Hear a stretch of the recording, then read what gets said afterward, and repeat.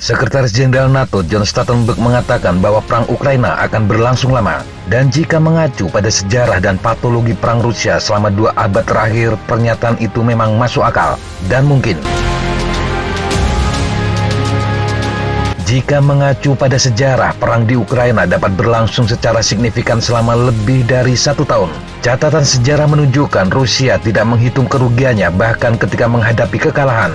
Mereka memilih bertaruh untuk kebangkitan strategis dengan berkomitmen pada strategi gesekan sampai akhir. Kasus jelas terlihat dalam perang dengan Finlandia tahun 1939 hingga 1940. Meskipun menderita korban 5 kali lipat dari musuh mereka, Moskow melipat gandakan kekuatan dan berhasil mendapatkan penyelesaian yang dinegosiasikan. Selanjutnya, sejarah juga menyebutkan ada 2 syarat yang diperlukan Rusia untuk mencapai kemenangan dalam perang. Pertama, stabilitas domestik yang kuat dan dukungan untuk perang, dan kedua, keberhasilan Moskow dalam mengisolasi musuhnya dari bantuan internasional. Tidak satu pun dari kondisi ini benar-benar terpenuhi di dalam perang dengan Ukraina. Rusia harus bekerja keras untuk mengatur narasi di dalam negeri, terutama dengan menutup banyak media independen. Ini menunjukkan di dalam negeri sendiri tidak ada kebulatan tekad dan dukungan akan perang. Situasi akan semakin sulit ketika ekonomi negara itu pada akhirnya akan terseok-seok karena sanksi internasional. Rusia juga secara jelas gagal mengisolasi Ukraina. Sebaliknya, Moskow tidak mampu menghalangi dukungan material Barat ke Kiev. Sejak kekalahan Napoleon pada tahun 1816 telah terjadi 95 perang antar negara di seluruh dunia. Dari jumlah itu, 30 diantaranya terjadi di Eropa dan Rusia atau Uni Soviet terlibat dalam 10 perang. Pada periode yang sama, Rusia terlibat dalam 7 perang lain di luar Eropa. 7 perang itu adalah 3 kali melawan Cina, 3 kali melawan Jepang, dan 1 kali melawan Persia. Dari 10 perang Eropa yang melibatkan Rusia, 2 adalah Perang Dunia Pertama dan Kedua. Sementara 3 lainnya melibatkan kampanye melawan Ottoman Turki, yakni tahun 1828 hingga 1829, tahun 1877 hingga 1878, dan Perang Crimea tahun 1853 hingga 1856. 3 perang lainnya adalah gerakan pembebasan pasca revolusi melawan pendudukan Rusia oleh Estonia tahun 1918 hingga 1920, Latvia tahun 1918 hingga 1919, dan Perang Rusia Polandia tahun 1919 hingga 1920. 2 konflik yang tersisa adalah Perang Rusia Finlandia tahun 1939 hingga 1940 dan invasi Soviet ke Hungaria tahun 1956. Perang Dunia Pertama juga melibatkan konflik Rusia dengan Turki, dan Perang Dunia Kedua melibatkan dimulainya kembali konflik Rusia dengan Polandia dan Finlandia. Rusia adalah pemrakarsa dan pemenang dalam kedua konflik melawan Turki, kemudian Finlandia pada tahun 1939 dan Hungaria pada tahun 1956.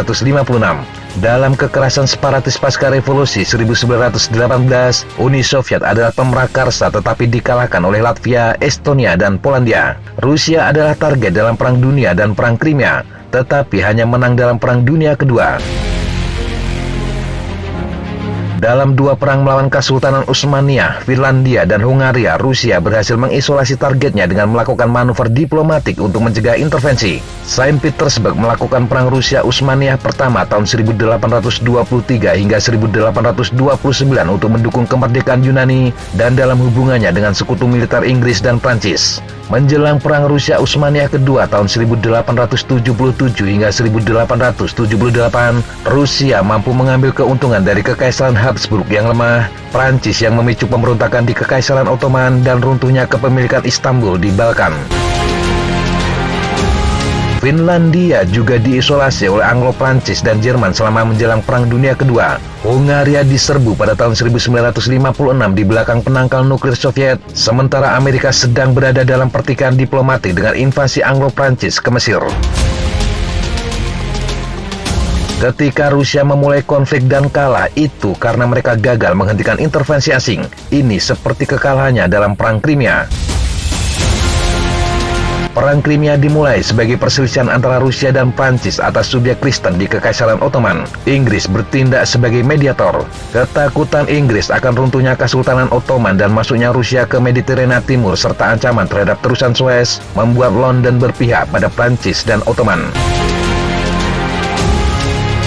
Kekalahan Rusia oleh Latvia dan Estonia juga karena dukungan Prancis, Inggris, dan Polandia. Sementara kekalahan Polandia atas Rusia sebagian besar disebabkan oleh kelemahan Rusia, meskipun ada misi pelatihan dari Prancis. Oleh karena itu, formula kunci untuk kemenangan Rusia adalah memulai perang tanpa memicu reaksi penyeimbang oleh tetangganya dan merencanakan operasi pada saat tidak mengalami ketidakstabilan domestik. Ketika salah satu dari kondisi ini tidak terpenuhi, Rusia telah dikalahkan oleh musuh yang lebih terorganisir atau diperlengkapi oleh sekutu. Invasi Soviet ke Afghanistan juga gagal karena terbentur oleh ketidakmampuan Moskow membendung dukungan negara lain, terutama Amerika Serikat. Dan suka atau tidak suka harus diakui, perang Rusia saat ini di Ukraina dicirikan oleh dua kekurangan ini.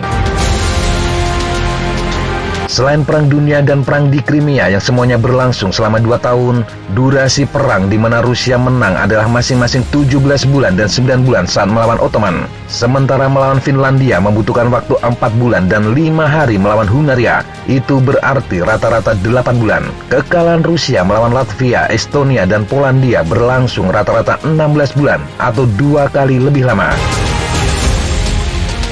Berkenaan dengan kematian di medan perang, Rusia menderita kerugian yang lebih besar daripada lawan-lawannya baik saat menang maupun kalah. Kecuali melawan Ottoman pada abad ke-19, saat itu korban Rusia sekitar sepertiga dari korban musuh. Rasio kerugiannya bervariasi antara 1,5 banding 1 dalam perang melawan Polandia hingga 2,1 banding 1 melawan Estonia. Rasio paling ekstrim adalah 5 banding 1 saat melawan Finlandia. Catatan ini menunjukkan bahwa konflik Rusia-Ukraina dapat berlangsung selama lebih dari 1 tahun dan menimbulkan banyak korban di Ukraina maupun di Rusia. Banyak dari faktor kunci ini direplikasi dalam kampanye Rusia di Asia. Rusia menjadi target serangan oleh Persia yang didukung Inggris pada tahun 1826 dan dikalahkan dalam kampanye 20 bulan. Dua perang yang dimulai Rusia melawan Cina keduanya menghasilkan kemenangan karena isolasi yang relatif berhasil.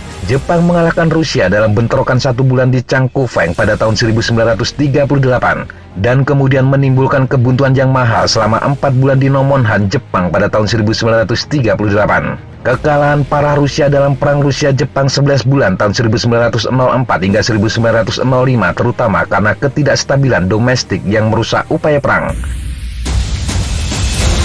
Pada tahun 1900, Rusia kalah melawan Cina selama pemberontakan Boxer, dan pada 1945 Rusia menghancurkan tentara Manchuria Jepang.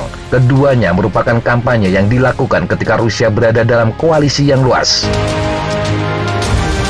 Dengan mengacu pada sejarah panjang perang Rusia itu, apakah perang Ukraina akan berlangsung lama dan harus diwarnai kompromi tentang apa yang disebut kemenangan? Waktu yang akan menjawabnya. Demikian sahabat Jatapa informasi yang bisa kita sampaikan untuk kesempatan kali ini. Sampai jumpa di kesempatan yang berbeda. Tetap kunjungi kami di www.jatapa.com dan www.vertjuna.com. Tetap semangat dan jaga kesehatan.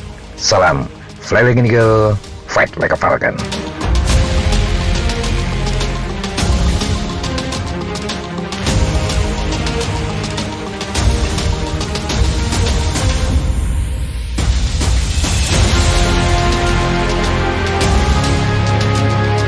Looks like that's all I'm going to take today.